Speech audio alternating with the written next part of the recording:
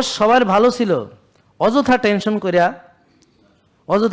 করিয়া রাত জায়গা বেহুদা জিনিস সব মাথার মধ্যে ঢুকাইয়া আপনার মাথাটারে একটা ডাস্টবিন বানাইছেন। নষ্ট যত খাবার আছে সব খাইয়া কোষের মধ্যে জঞ্জাল জমাইছেন। এখন খাইছি বলেন, খাইছি বার্ন করি নাই, জমছে কোথায়? জমছে কোষে। টেনশন করছি, রাত জাগছি, খাইছি বার্ন করি নাই, অলসতা করছি, বিলাসিতা করছি, জমছে কোথার মধ্যে? জমছে কোষের মধ্যে, ময়লা আবর্জনা জঞ্জাল। তো জমতে জমতে কোষ শেষ, এইভাবে আপনিও শেষ। তো ডায়াবেটিস কিছুই না, ডায়াবেটিস হলো ভরা কলসি। বলেন কি? কলসিতে আর কোনো জায়গা নাই, এখন পানি ডাললে উতলাইয়া পড়ে। তা আপনার কোষের মধ্যে যা ভরার তো বইরে গেছে গা। এখন আপনি যে ভাত খাইছেন, চিনি রক্তে আসছে, ভাত খেলে রক্তে কি আসে? রুটি খাইলে কি আসে রক্তে? ফল খেলে রক্তে কি আসে? দুধ খেলে রক্তে কি আসে?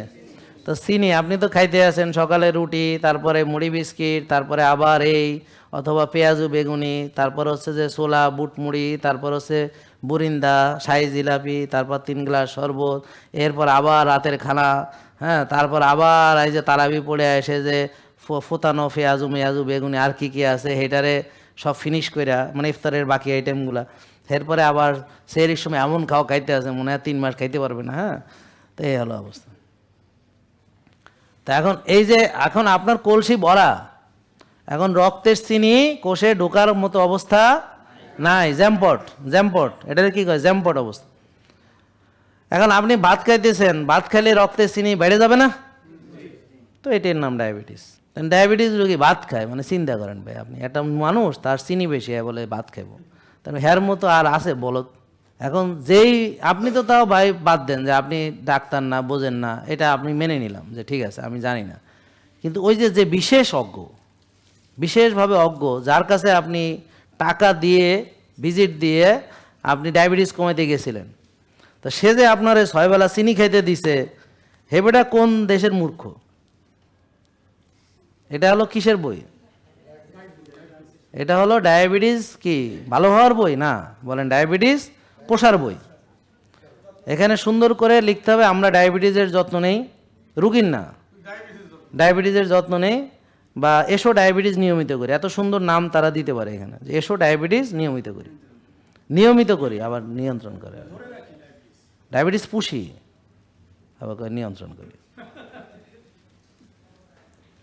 তো চিনি বেশি রুগীরে 6 বেলা চিনি খাইতে লিখে দিছে, তাহলে ডায়াবেটিস হয়েছে কেন? কোষে জায়গা নাই। তা এখন সে কি করতেছে, তারে সকালে কয় রুটি খাও আরও 3টা, তাহলে চিনি ঢুকলো না। তারপরে কয় ওষুধ দিয়া চিনি কোষে ঢুকাইতে হবে, ওষুধ দিয়া চিনি কোষে ঢুকাবো। তা কোষে ওভারলোড ছিল না, তো ওভারলোড আরও কি হবে? বাড়বে। তাহলে রোগের যে মূল কারণ সেটা কমলো না বাড়লো? রোগ কি ভালো হইলো না বড় হইলো?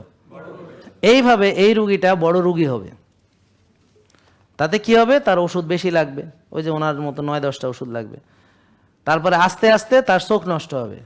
সে কিন্তু চিকিৎসা করতেছে, ডাক্তার রেগুলার দেখায়, ডাক্তার টেস্ট দেয় করায়, ডাক্তার ওষুধ দেয় খায়, ডাক্তারের টাকাও ঠিক মতো দেয়, কম দেয় না, বুঝতে পারছেন? আবার রিপোর্ট দেখাইতে আবার টাকা দেয়, তারপরে রিপোর্ট নিজের টাকায় করায় পুরো টাকা দিয়ে, আবার ওষুধও কেনে নিজের টাকা দিয়ে, তারপরে ইনসুলিন কেনে নিজের টাকা দিয়ে, যা বলে ডাক্তার সব করে, কইরা সে আরো একটু বড় রুগী হয়।